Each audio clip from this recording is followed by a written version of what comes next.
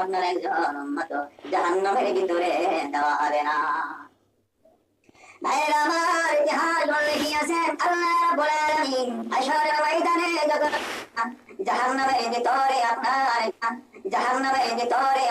একজন উম্মত আপনার পারমিশন ছাড়া একজন বান্দা ও আপনার একজন উম্মত জাহান্নামের ভিতরে দেওয়া হবে না। ভাইয়েরা আমার, ইতিহাস বলে গিয়েছেন আল্লাহ রাব্বুল আলামিন হাশরের ময়দানে যখন বিচার হিসাব নিকাশের জন্য দরবার বসাবে, ওই দরবারের মালিক হবে, বিচারপতি হবে মহান আল্লাহ। আর ওই দরবারের ওই মজলিসে উকিল হবেন নবী আমার মুহাম্মদ রাসূলুল্লাহ সাল্লাল্লাহু আলাইহি ওয়াসাল্লাম হবেন উকিল হয়ে নবী আমার উম্মতের জন্য সুপারিশ করবেন।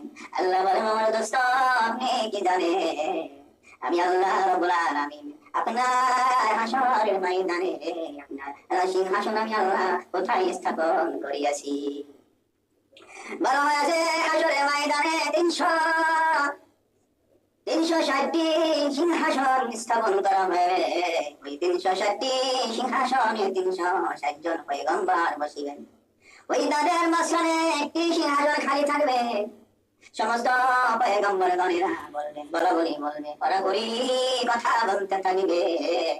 তারা বলবে ব্যাপার কি?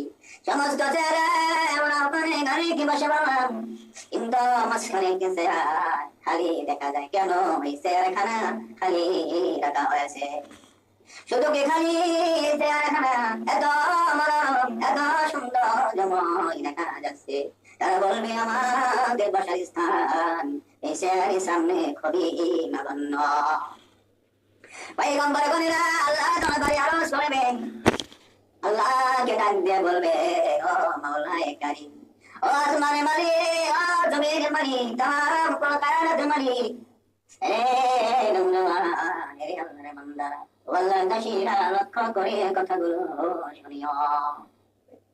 পয়গম্বরগণেরা আল্লাহর কাছে ফরিয়াদ করবেন, আল্লাহকে ডাক দিয়ে বলবে, ও আল্লাহ তাআলা, এই যে আমরা প্রত্যেক জায়গায় একজন পয়গম্বর আমরা সংগ্রহণ করিয়াছি, কিন্তু আমাদের মাঝখানে একটি চেয়ার খালি দেখা যাচ্ছে এবং এই চেয়ারটি সব থেকে সুন্দর এবং উন্নত মানের দেখা যায়।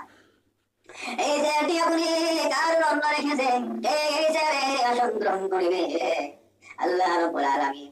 আল্লাহ রাব্বুল আলামিন বলেন, আমার পয়গম্বর গণেরা তোমরা শোনে না, তোমাদের মাঝে যে চেয়ারখানা খালি রাখিয়াছে, খালি রেখে দিয়েছি এবং সব থেকে সুন্দর করিয়ে উন্নত মানের জিনিসপত্র দিয়ে দামি দামি নিরাপত্তা দিয়ে খচিত করা হয়েছে। এই চেয়ারে আসন গ্রহণ করে আমার দোস্ত মুহাম্মদ রাসূলুল্লাহ সাল্লাল্লাহু আলাইহি ওয়াসাল্লাম তিনি এই উন্নত মানের কুরসিতে তিনি আসন গ্রহণ করিবেন।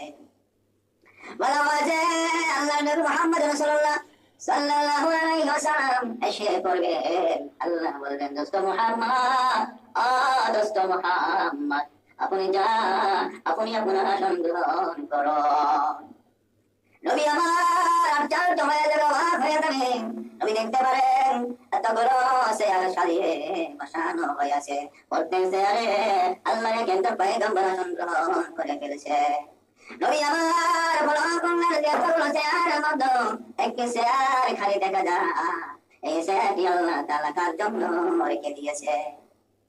আল্লাহকে ডাক দিয়ে মুহাম্মদ রাসূলুল্লাহ সাল্লাল্লাহু আলাইহি ওয়াসাল্লাম বললেন, ও মাওলায়ে কারীম, ও মাওলায়ে কারীম, আল্লাহ তাআলা এতগুলো চেয়ার, প্রত্যেক চেয়ারে তোমার পয়গম্বর গণেরা আসন গ্রহণ করিয়াছে, কিন্তু মাঝখানে একটি চেয়ার খালি রাখিয়েছে।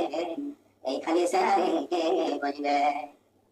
ভাইয়েরা আমার, বন্ধুরা আমার, আল্লাহ রাব্বুল আলামিন বলেন, দোস্ত মুহাম্মদ রাসূলুল্লাহ সাল্লাল্লাহু আলাইহি ওয়াসাল্লাম, ও দোস্ত, আপনি তো জানেন না আমি আল্লাহ তাআলা আপনাকে কত সম্মান করি।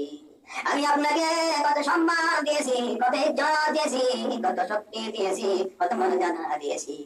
আল্লাহ বলেন, দোস্ত মুহাম্মদ, আমি আল্লাহ রাব্বুল আলামিন তাম কুল কায়না সৃষ্টি, এমন কুল কায়না সৃষ্টি করার আগে আমি আল্লাহ তাআলা আপনার নবী নূর মুবারক আমি আল্লাহ রাব্বুল আলামিন সর্বপ্রথম সৃষ্টি করিয়াছি।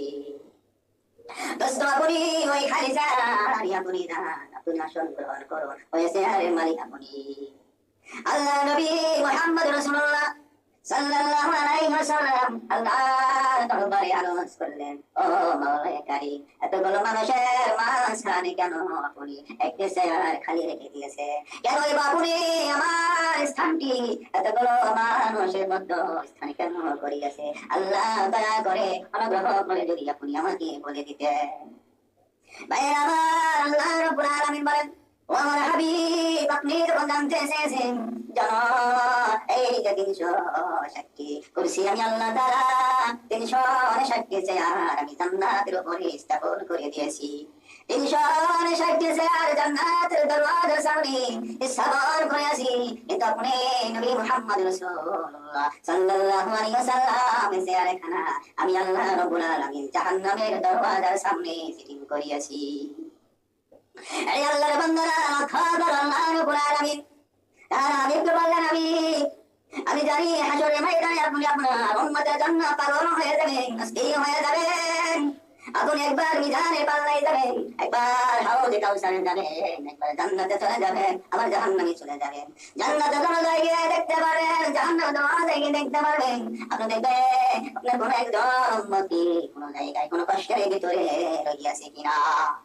এই জন্য আমি আল্লাহ রাব্বুল আলামিন আপনার বসার স্থানটি আমি আল্লাহ রাব্বুল আলামিন জাহান্নামের দরওয়াজার উপর বসায় দিয়েছি, যাতে করে এই জাহান্নামের ভিতরে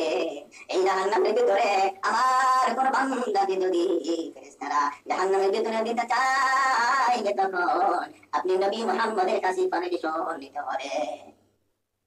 এই আল্লাহর বান্দা, জগৎবাসীগণ, দেখো আল্লাহ রাব্বুল আলামিন আপনার নবী আমার নবী মুহাম্মদুর রাসূলুল্লাহ সাল্লাল্লাহু আলাইহি ওয়াসাল্লাম কি কত শান শওকত দিয়েছে।